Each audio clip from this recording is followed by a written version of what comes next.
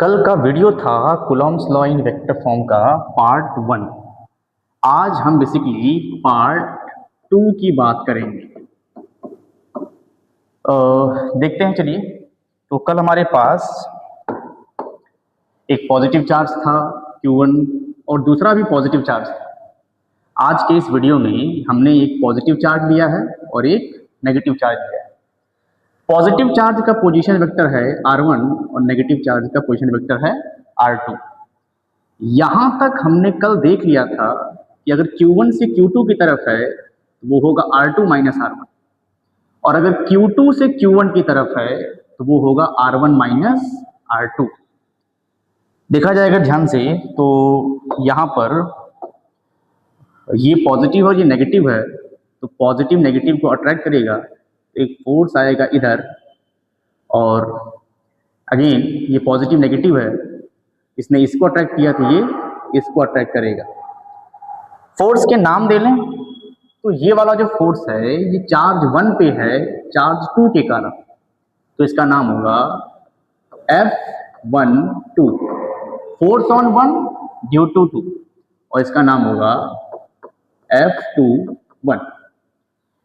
अब अगर कल के लेक्चर को ध्यान से देखा जाए तो F12 क्या था कल के लेक्चर में? तो कल के लेक्चर में F12 था K Q1 Q2 upon mod of 1 2 है तो R1 माइनस R2 था का क्यूब था, और यहां पे था R1 माइनस R2। अब अगर आज देखा जाए तो यहां पर जो F12 है, F12 हमारा इस डायरेक्शन में है और R1 माइनस R2 उसके अपोजिट डायरेक्शन में है।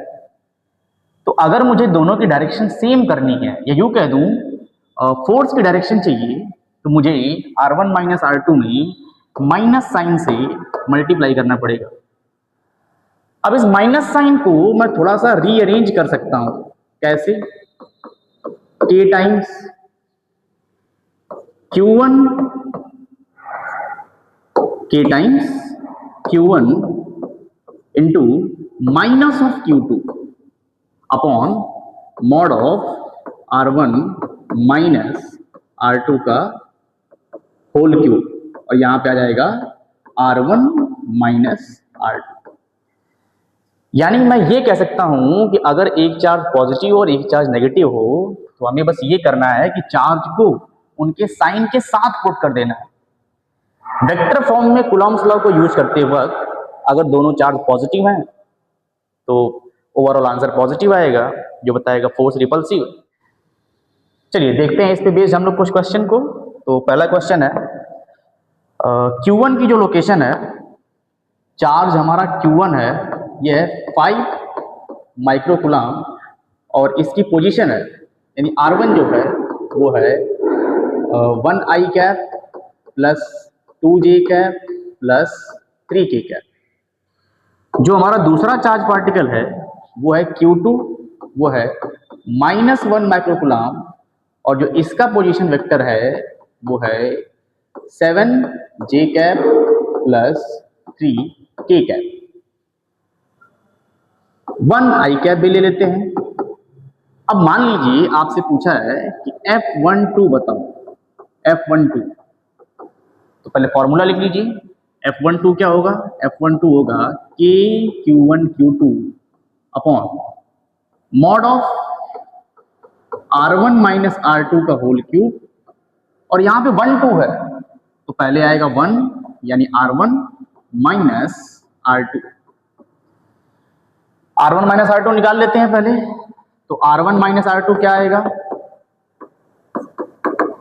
1i cap minus 1i cap 0i cap, 2j cap minus 7j cap, ये बचेगा माइनस 5j कैप, और 3k cap minus 3k cap 0। तो इसका मॉड क्या आ जाएगा? मॉड आ जाएगा mod of R1 minus R2, वो आ जाएगा 5। वैल्यू पुट करके देखते हैं।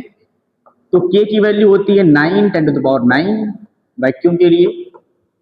Q1 की वैल्यू है 5 माइक्रो कूलम, तो 5 10 टू द पावर -6, और Q2 की वैल्यू है -1 माइक्रो कूलम, तो -1 × 10⁻⁻⁶ mod of R1 minus R2 ये हो जाएगा 5। अच्छा, ये जो पोजीशन है ये सब किस में है? ये मीटर में, ये भी किस में आएगा? मीटर में आएगा। Mod of R1 minus R2, तो mod of R1 minus R2 की वैल्यू क्या आई है?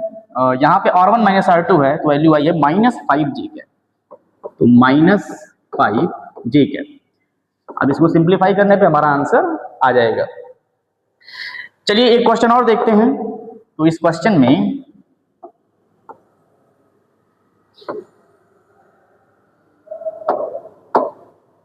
एक चार्ज पार्टिकल ओरिजिन पे है, ओरिजिन पे चार्ज पार्टिकल है, ये मान लीजिए प्लस का 2 माइक्रोकूलम, और एक चार्ज पार्टिकल यहाँ पे है, ये x एक्सिस है, ये y एक्सिस है, ये भी है +2 माइक्रोकूलम, और इसके कोऑर्डिनेट हैं 3, 4, 0।